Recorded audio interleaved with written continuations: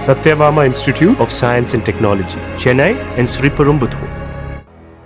Chennai Ambattur teachers காலனியை சேர்ந்த badminton பயிற்சியாளரான Dinesh பாபுவிற்கு திருமணமான நிலையில் மனைவியுடன் ஏற்பட்ட கருத்து வேறுபாடு காரணமாக மனைவியை பிரிந்து தனியாக வசித்து வந்தார். அம்பத்தூர் வட்டாட்சியர் அலுவலகம் அருகே உள்ள பேட்மிண்டன் கிளப்பில் மாணவர்களுக்கு காலையும் மாலையும் தினேஷ் பாபு பயிற்சி அளித்து வருவதால் வழக்கம் போல கடந்த மாதம் 28ஆம் தேதி மாலை 3:45 மணி அளவில் பேட்மிண்டன் பயிற்சிக்காக மோட்டார் பைக்கில் சென்றுள்ளார். அப்போது பேட்மிண்டன் கிளப் அருகே ஆட்டோவில் வந்த மர்ம நபர்கள் தினேஷ் பாபுவை அரிவாளால் சரமாரியாக வெட்டியதில் தலை, முகம், கழுத்து உள்ளிட்ட பகுதிகளில் காயமடைந்து இரத்த வெள்ளத்தில் துடிதுடித்துள்ளார்.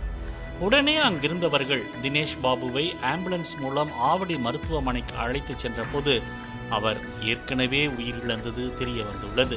தகவல் அறிந்த அம்பத்தூர் போலீசார் தினேஷ் பாபுவின் உடலை பிரேத பரிசோதனைக்காக அனுப்பி வைத்தனர். இதனைத் தொடர்ந்து செங்குன்றம் உதவி ஆணையர் அலுவலகத்தில் தாங்கள்தான் தினேஷ் பாபுவை கொலை செய்ததாக 3 நபர்கள் சரணடைந்துள்ளனர்.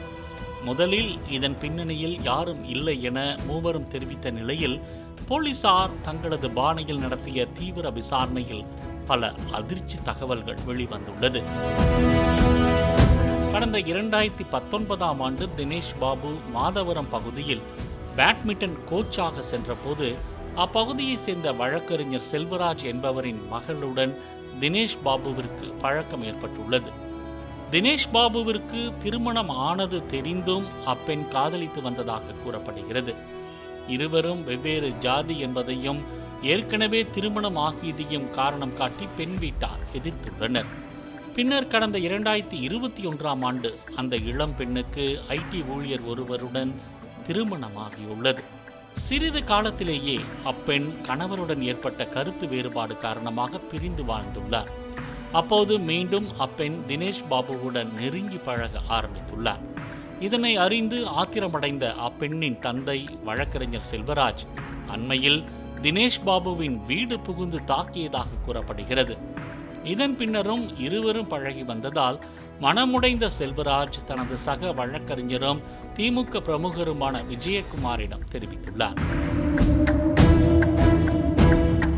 கூலிப்படையை ஏவி கொலை செய்ய ஸ்கெட்ச் போட்டு கொடுத்த விஜயகுமார் உதவிக்காக அதிமுக பிரமுகரான அயப்பாக்கம் பகுதியை சேர்ந்த தனஞ்செழியன் உதவியை நாடியுள்ளார். இதனைத் தொடர்ந்து தனஞ்செழியன் தனக்கு தெரிந்த ஆட்டோ ஓட்டுநர் ராஜவேலு மூலமாக 10 லட்சம் ரூபாய் பேரம் பேசி கூலிப்படையை தயார் செய்து கொலையை அரங்கேற்றியது தெரிய வந்துள்ளது. இந்த நிலையில் தலைமறைவாக இருந்த இளம்பெண்ணின் தந்தை செல்வராஜ், அதிமுக பிரமுகர் தனஞ்செழியன், திமுக பிரமுகர் விஜயகுமார், வழக்கறிஞர் சதீஷ்குமார் மற்றும் சுஜித் ஆகிய 5 பேரை போலீசார் கைது செய்தனர்.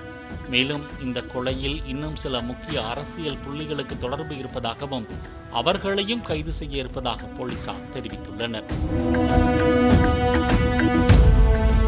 மேலும் கைதான இளம்பெண்ணின் தந்தை செல்வராஜ் சென்னை மாநகராட்சி 27வது வார்டு திமுக கவுன்சிலர் ரவிச்சந்திரனின் தம்பி என்பதும் அரசியல் செல்வாக்கின் காரணமாக சிலர் தப்புவதாகவும் தகவல்கள் வெளியாகியுள்ளது. Satyabama Institute of Science and Technology, Chennai and Sriperumbudur.